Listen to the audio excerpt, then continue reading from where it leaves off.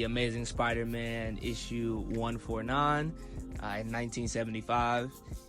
There was, obviously we know the whole clone saga and all of that, but it initially started way back in 1979. They kind of played with the idea, dropped the plot point after a few issues, brought it back in 1994, given a whole backstory for Ben Reily and all of those things, and the suit in question did not appear until The Web of the Spider Volume 1, issue 118. And part of my love for it is partially rooted in his construction of the suit.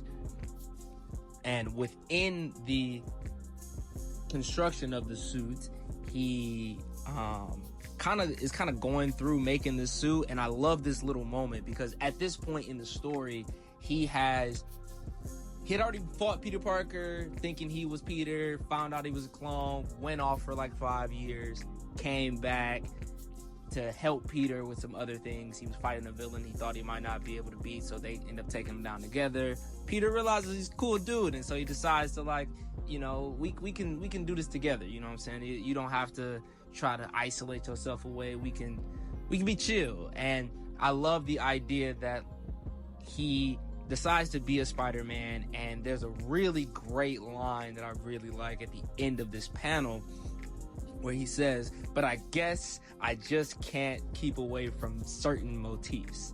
And it's in my blood.